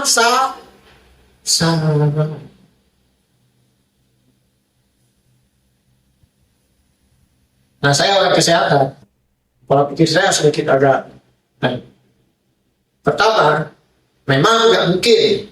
Itu satu kondisi. Tadi kita sudah dijelaskan. Tetapi ada satu lagi. Kalaupun itu terjadi, pemikiran saya, Ishak pasti cacat. Paham Bapak Ibu? Karena kondisinya sudah tidak mungkin. Bahkan saya baca dalam komentar asli di situ dikatakan, dalam Gemara para rabi-rabi dikatakan bahwa kelahiran Ishak ini menegaskan bahwa selain dari, kan kitab suci kan mengatakan bahwa Sarah itu mandul, tapi mandulnya itu nggak tahu karena apa, ya, entah itu rahimnya terlalu lembek atau nggak ada rahim sama sekali kah, atau bagaimana. Tetapi dalam komentar itu silakan ada dikatakan bahwa ada tafsiran, dikatakan penjelasan bahwa kelahiran Ishak itu menegaskan bahwa mukjizat Tuhan bukan hanya pada saat Ishak lahir, tetapi juga bagi Sarah yang sebelumnya tidak punya rahim, yang akhirnya bisa menjadi punya rahim dan melahirkan Ishak. Dan Ishak lahir normal dan tidak cacat. Ya. Makanya kalau Anda nonton di film-film, kalau terjadi sesuatu sama ibu, pasti 2 kondisinya. Pertama ibunya, kedua anaknya. Nanti dikembalikan kepada suaminya. Terjadi sesuatu. Ya, pilih mana? Saya selamatkan ibunya, tapi anaknya pasti ada. Saya selamatkan anaknya, kondisi ibunya pasti ada. Nah, 2 hal itu bisa diperhatikan Bapak Ibu dari sisi kesehatan. Anda bisa bayangkan kondisi, ya Abraham gak ada ngapa-ngapain. Kan yang mengalami proses kandungan itu kan si Sarah. Kemudian juga bukan hanya sekedar mengandung, tetapi juga nanti proses persalinan. Bukan hanya sekedar persalinan, pasca persalinannya pun bagaimana si Ishak itu dilahirkan dari 2 manusia yang sudah melewati masa-masa yang tidak memungkinkan untuk ya lahirnya sebuah generasi. Di Hollywood, artis-artis itu nggak mau melahirkan, tapi mereka menitip benih suaminya. Jadi ada perjanjian, mereka titip nanti ke spermanya itu, nanti mereka taruh di kandungan orang-orang India. Nanti ada siapa yang begitu, ya pinjam. Jadi itu kayak seperti kontrak. Hanya numpang saja kandungannya itu. Rahimnya itu sebagai tempat sewa saja. Dan setelah dia dilahirkan selesai, ya tetap anaknya. Ya. Hanya kayak rahim wanita itu hanya sebagai tempat lain. Tetapi nanti proses pembuahannya bisa di lab dan segala macam. Sudah jadi baru dia taruh di rahim perempuan yang akan tempat dia nanti membesar jadi. Ya, itu terjadi di sana. Ya, Bapak Ibu. Dengan teknologi yang sangat-sangat tidak, yang sudah jauh melampaui itu. Manusia itu sendiri, peradaban kita sudah jauh. Nah, janji Tuhan itu demikian. Bukan hanya kepada dikatakan tadi Sarah yang kita sama-sama contoh, tetapi juga tadi kepada Elizabeth, istrinya Zakaria, tetapi juga terjadi pada Maria. Kenapa dia menegaskan janji? Itu yang saya katakan. Ya. Bahaya risikonya orang percaya adalah kehilangan iman di saat-saat terakhir. Saya sudah pernah ceritakan, lari maraton itu adalah yang paling krusial di 6 km terakhir. Kan 42 km kalau maraton, berarti mulai dari 46 menuju ke 42. 6 km terakhir adalah titik krusial seorang pelari maraton. Itu fisiknya, itu tinggal bermain mental, fisik sudah tidak memungkinkan lagi. Karena memang sudah terkuras habis. Makanya rata-rata pelari-pelari maraton, pelari-lari itu rata-rata orang-orang Afrika yang memang fisiknya kuat. Ya, jadi mereka katakan bahwa maraton itu ujian yang paling sesungguhnya maraton itu adalah pada kilometer 42 ke atas sampai kilometer 36 sampai 42. Itu titik krusial seorang pelari maraton. Nah, orang percaya titik krusialnya kapan? Detik-detik hari-hari terakhir kedatangan Yesua, disitulah tampil-tampil mengejek. Akhirnya apa? Banyak yang gugur. Kenapa firman Tuhan katakan pada waktu aku datang adakah iman di bumi? Kenapa banyak hilang imannya? Saya tidak bisa menjamin iman saudara. Yang bisa menjamin iman saudara, saudara masing-masing. Bahkan terhadap istri dan anak pun tidak bisa. Karena sejatinya iman itu keluar dari dalam personal orang masing-masing. Dibentuk karena seseorang. Memang kitab suci katakan iman timbul dari pendengaran. Ya, dan dibentuk melalui proses. Ya, entah peristiwa atau apapun itu. Tetapi iman pun bisa hilang. Kurang lebih 3 tahun lebih seorang Petrus itu diproses, bahkan para murid diproses. Tapi ketika Yesus ditangkap, seorang Petrus menyangkal 3 kali. Di mana pembentukan Tuhan yang selama ini dia sudah dapati? Bahkan para murid yang lain pun cari jalan masing-masing. Kabur, hilang imannya. Seorang Elia begitu dengar ancaman seorang ratu yang jahat, ya, hari itu ketakutan begitu menghinggapi, padahal tangannya baru habis membantai 450 Nabi Baal. Bayangkan keberanian yang luar biasa. Tapi hilang semua pengalaman dan iman itu. Nah, inilah yang menjadi bahayanya. Kenapa Kepa mengingatkan kita? Makanya Kepa berkata, Tuhan tambah-tambahkan iman. Iman itu penting, Bapak Ibu. Harapan itu ada karena iman. Harapan orang nggak akan bisa berharap. Ya, semua orang juga berharap bisa. Yang bukan hanya seorang Kristen atau yang punya keyakinan lain juga punya harapan. Tapi yang membedakan itu iman. Bagaimana kita menanti sesuatu itu masih ada nggak harapan kita? Makanya Yesus berkata, jika seseorang memiliki iman sebesar biji sesawi, seperti itu iman sampai ukurannya milimikron pun diperhitungkan Tuhan. Dengan kata lain, setetes saja iman yang kamu punya itu bisa mengubahkan kehidupan. Tapi kalau iman itu hilang, nyawa pun habis, nggak ada harapan. Ya, bahkan saya terakhir katakan, apa yang membedakan kita orang percaya dan non orang percaya? Harapan. Yang lain tidak punya harapan. Kita memiliki harapan. Di siapa? Yang Mesias kita, Yesus. Para rasul berkata, siapapun itu kalau Anda baca di akhir dari tulisannya selalu junjungan agung Yesua menebus kita. Harapan orang percaya cuma satu, yaitu Yesua. Hanya karena Yesua lah kita berani berharap, karena Yesua lah kita berani tetap percaya dia datang, dia tidak akan pernah membatalkan, dia tidak akan menunda-nunda janji.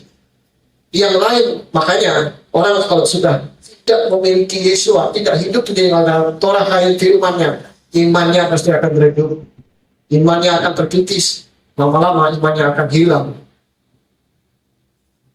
Di gereja orang berkata haleluya, keluar ke rumah, pulsa habis, rekening kosong, tudung saji kosong, beras sudah habis. Makanya Daud katakan apa? Tuhan, jangan memberi aku kaya sehingga aku melupakan Engkau, tetapi juga jangan memberikan aku miskinan sehingga aku menutup, jelek-jelekan, menyalahkan Tuhan.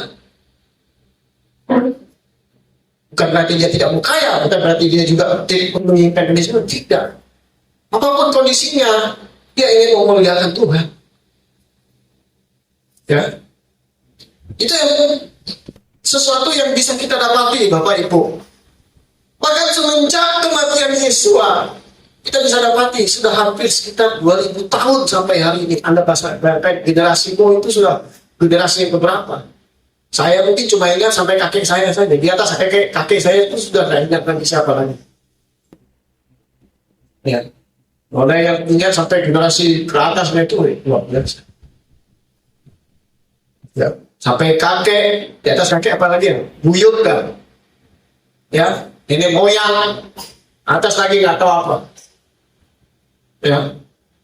Nah, 25 tahun menanti janji. Sarah putus asa, Abraham hampir putus asa juga. Manusiawi, ya manusiawi memang. Ya, bayangkan Bapak Ibu, seorang yang di akhir, seorang yang diberi gelar oleh Tuhan Bapa, beriman segala bangsa, Bapak segala bangsa, Bapak beri, ya. Bayangkan, kok kayaknya kontradiksi ya. Ya, dia diberikan Bapak beriman, Bapak orang percaya bagi semua segala bangsa, tapi dia dalam proses hidupnya sampai pernah hampir hilang imannya. Bahkan seorang Sarah pun, mungkin kalau saya sih berpikirnya begini, Sarah, mungkin orang berpikirnya Sarah itu tertawa karena nggak mungkin hamil ya, tapi saya berpikirnya Sarah hamil, tetapi mungkin anaknya cacat kalau lahir. Ya, itu karena pikiran saya orang kesehatan. Ya. Tapi yang terjadi adalah pada waktu sama seperti janji Tuhan tadi. Pada waktu aku kembali, ya, ada anak itu akan naik. Maka Anda kalau baca dalam Kejadian pasal berapa itu ya? Coba kita lihat. Kejadian pasal 18. Oke, ini belum Abraham Abimelek. Ishak lahir. Ya.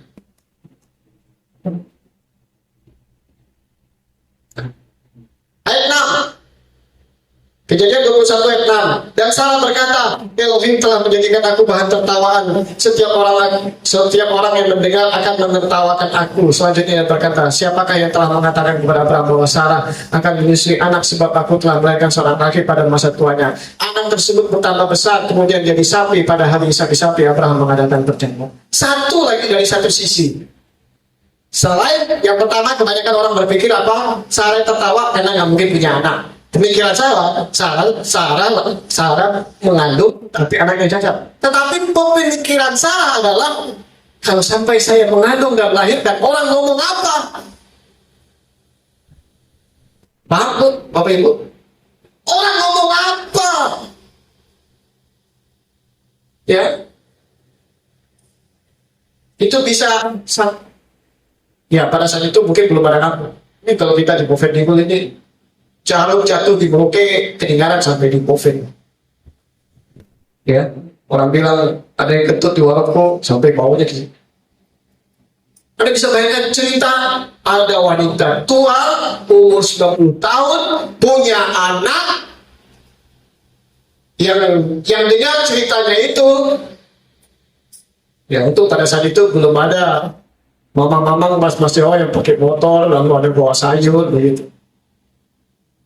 Ya, lalu masuk ke dalam kampung, ya di mana ibu satu, ibu dua, ibu tiga, di mana ada 2-3 ibu bergabung, maka di situ pasti ada cerita. Ya, dia akan ngomong, Jeng, tahu nggak? Ada perempuan di kampung sebelah itu, yang suaminya kaya raya, umurnya udah 90 tahun, melahirkan anak. Apa iya? Ya kan? Itu hoax sekali. Bagaimana sekarang kan begitu. Anda bisa bayangkan perasaan Sarah. Sarah bukan hanya sekedar, oke, pertama, nggak mungkin ya aku hamil. Yang kedua, kayaknya kalau aku hamil, melahirkan, atau mungkin hamil juga bisa keguguran, oke lah. Kalau hamil melahirkan, mungkin anak aku bisa cacat, nggak bisa, aku sudah kayak gini. Seandainya pun lahir, bagaimana ya perasaan aku ya, kayak orang satu kota, satu kampung kan bicara. Memang itu mujizat, tapi dari sisi aku, ada ya? Ya. Itu nanti masuk di Transdikti 7 keajaiban kelahiran seorang anak. Salah satunya Abraham punya anak bisa lahir di usia istrinya di umur 90 tahun. Wow, berarti kandungannya luar biasa. Ya. Nah, kita bisa dilihat perkataan yang Sarah mengucapkan itu terjadi di Kejadian 21 ayat 6. Betul-betul Elohim menjadikan aku bahan tertawaan. Ya, bahan tertawaan. Yang pastinya bukan orang-orang Abraham yang tertawa. Ya, nggak mungkin mereka berani tertawa sama majikannya, ibu dari Tuhan, yang mungkin dapat tapelengin, bicara-bicara salah. Ya mungkin dari luar. Wah,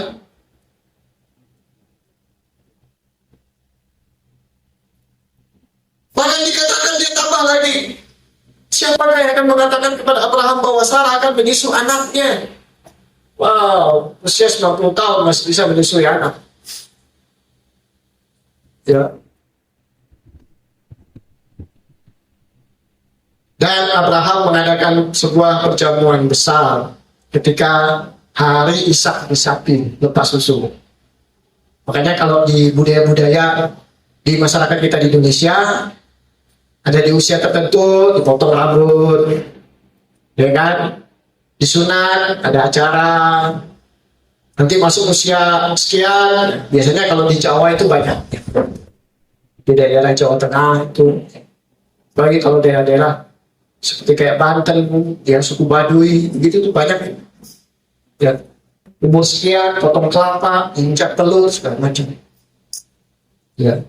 Abraham mengadakan sebuah perjamuan besar, ya, karena sukacitanya. Ya. Bahkan Bapak Ibu bisa pelajari, ada satu peristiwa di mana di dalam kitab Semot, orang-orang Israel saking pahitnya dengan situasi yang mereka terima, Mose yang ngomong tidak dipedulikan, tipu saja Mose. Anda bisa bayangkan itu, peristiwa pahitnya kehidupan yang diterima oleh Bani Israel karena perbudakan, sampai mereka sudah lagi. Ini kan ada yang tadi Pak Obed cerita, ini musim-musim janji gitu. Ya, janji tukang jahit, janji tukang jamu lah, segala macam, nggak tahu lah. Ya kan? Tapi Elohim, menariknya, dia yang berjanji, dia yang membuktikan janji. Ya, dia yang berjanji, dia yang membuktikan. Sama seperti kalau di hukum, dia yang menuduh, maka dia yang harus membuktikan tuduhannya. Ketika Elohim yang berjanji, maka dia harus membuktikan janji. Ketika dia menampakkan diri kepada Abraham tentang kelahiran Ishak, ya, Elohim menegaskan pasti terjadi. Sama seperti tadi dikatakan Rasul Kepa, kalau Tuhan datang pasti terjadi. Jangan dengarkan bisikan orang-orang, Mesias gak akan datang. Kenapa banyak orang berkata Mesias gak akan datang? Kalau ada orang Kristen, orang percaya, dikatakan bahwa Mesias kayaknya gak datang dari ini. Itu berarti imannya sudah gak ada. Dia sudah hilang iman, Bapak Ibu. Hanya orang yang beriman masih tetap percaya bahwa dia akan datang. Tapi percayalah Bapak Ibu, peristiwanya akan sangat-sangat sukar. Ya, sehingga iman itu sukar sekali untuk dipertahankan. Nah, memang kalau orang-orang nggak dekat dengan Tuhan itu akan tampias, Bapak Ibu. Nah, Bapak Ibu, begitu juga dengan kedatangan Mesias Yesua. Ya, Sarah menerima janji Tuhan, bahkan dia menggendong seorang bayi laki-laki yang bernama Ishak. Bahkan dikatakan dia menyusui di sana. Ya, kita pun demikian, bahwa kedatangan Mesias Yesua pun pasti terjadi. Bahkan ketika Petrus berkata, di manakah janji mengenai kedatangannya? Tetapi Beresit pasal 31 ayat 6 tadi membuktikan bahwa Elohim tidak pernah bermain-main dengan perkataan. Ya. Makanya Roma atau apa gitu. Siapa yang percaya kepadanya tidak pernah dipermalukan. Daniel tidak pernah dipermalukan. 3 orang temannya tidak pernah dipermalukan. Abraham tidak pernah dipermalukan. Bahkan seorang Yosef yang umur 17 kan, atau 13 kan, dia menerima janji yang tidak pernah dipermalukan. Satu waktu, ya, kalau orang dunia katakan dalam filsafat, waktu akan membuktikan, pasti terjadi.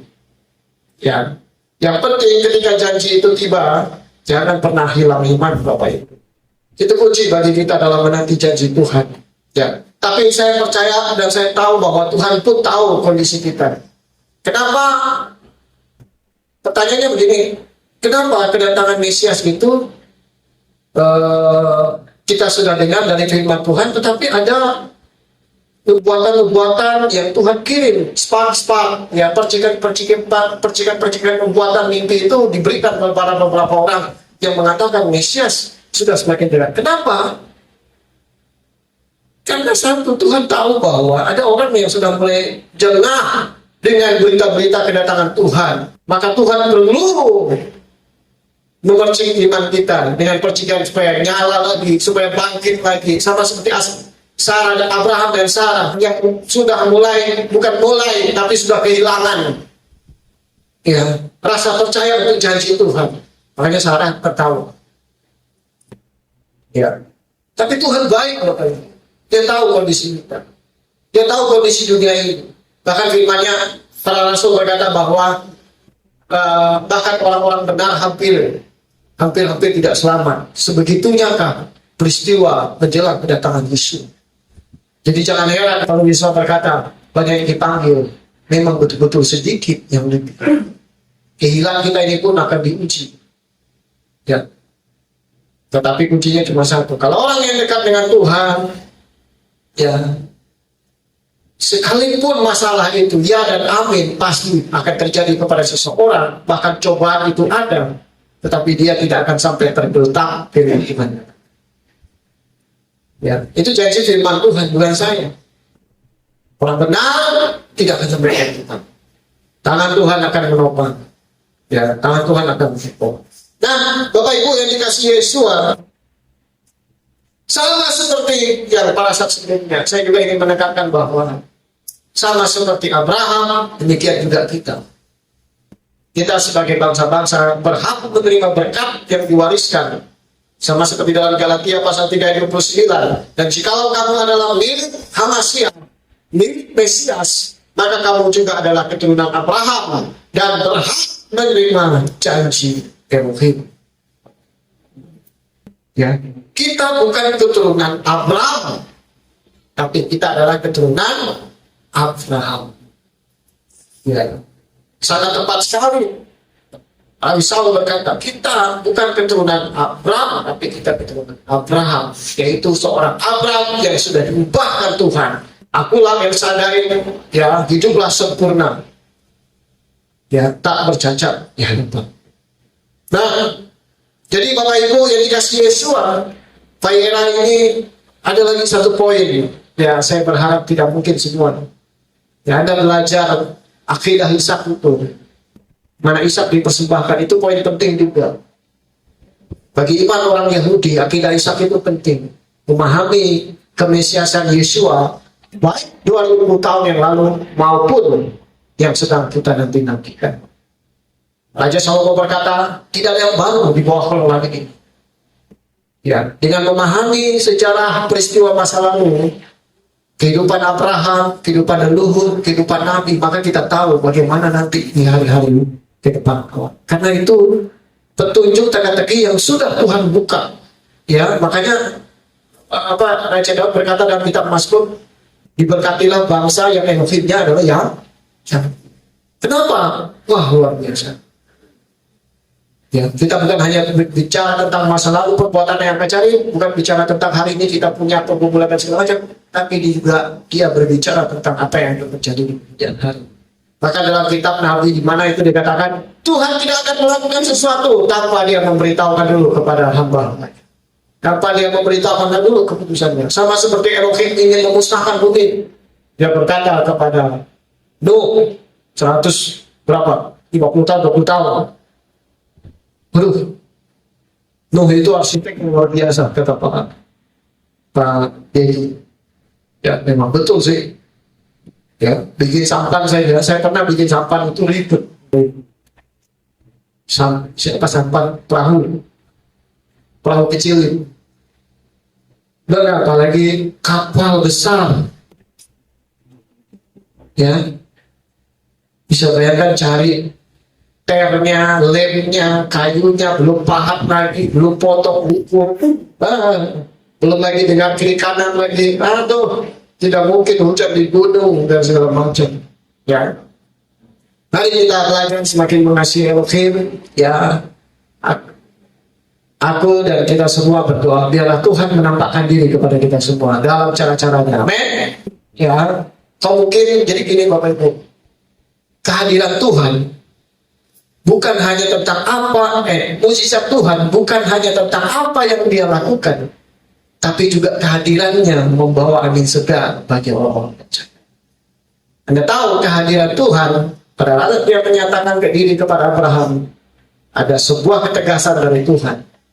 Di waktu yang sama, tahun besok sama, kau sudah menggendong bayi.